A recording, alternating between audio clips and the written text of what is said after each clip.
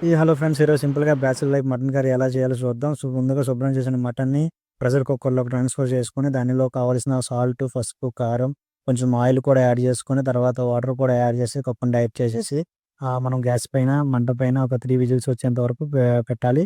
ఇందులో మనకు కావాల్సిన టమాటోస్, ఆనియన్స్, పచ్చిమిర్చిని అనేది కట్ చేసి రెడీ చేసి పెట్టుకోవాలి. అదేవిధంగా అల్లం వెల్లుల్లి పేస్ట్ కూడా ఫ్రెష్‌గా ప్రిపేర్ చేసుకుందాం.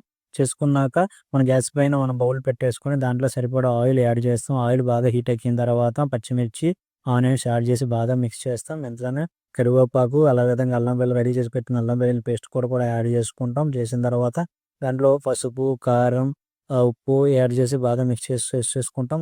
బాగా మరిగిన తర్వాత రెడీ చేసి పెట్టుకున్న టమాటాస్ కూడా వేసి బాగా కలిపి రెడీ చేసి పెట్టుకుంటాం. పెట్టుకుని ఇంతలోనే మనం బాయిల్ చేసి రెడీగా ఉంచుకున్న ఉడికిన మటన్‌ని దాంట్లో యాడ్ చేసుకుంటాం. యాడ్ చేసి బాగా మిక్స్ చేసుకుంటాం. మిక్స్ చేసుకున్నాక బాగా మిక్స్ చేసుకోవాలి. మిక్స్ చేసుకున్నాక దాంట్లో మనకు కావాల్సిన ఇంగ్రీడియెంట్స్ లైక్ గరం మసాలా గానీ, కొరియండర్ పొడి పౌడరు, మీట్ మసాలా ఏవి అవైలబుల్‌గా ఉంటాయో అవి యాడ్ చేసుకుంటాం. యాడ్ చేసుకున్నాక బాగా మిక్స్ చేసుకుంటాం.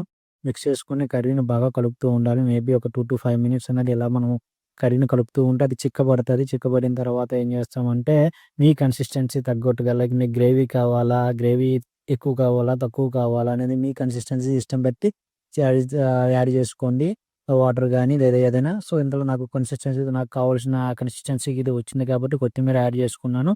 సో, అదే విధంగా ఫైనల్‌లో కొంచెం దించే ముందు కూడా కొత్తిమీర యాడ్ చేసుకొని ఇప్పుడు బాగా ఉడికిన మటన్‌ని వేడి వేడి అన్నంలోకి తీసేసుకొని అలా కలుపుకుంటూ తింటే వేడి వేడిగా తింటుంటే చాలా టేస్ట్‌గా ఉంది. సో, ఎప్పుడైనా మనం బయట ఫుడ్స్ అనేవి మనం డబ్బులిచ్చి కొనుక్కున్న దానికంటే మనం ఓన్‌గా ప్రిపేర్ చేసేసుకొని, మన ఓన్ చేతులతో ప్రిపేర్ చేసుకొని, మన ఓన్ చేతులతో తింటే వచ్చే టేస్ట్ అనేది చాలా బావుంటది. ఎప్పుడైనా మీరు కూడా ట్రై చేయండి. నేను బ్యాచిలర్ లైఫ్ ఇలా ట్రై చేసి తిన్నాం కాబట్టి మాకు తెలుసు. Thank you.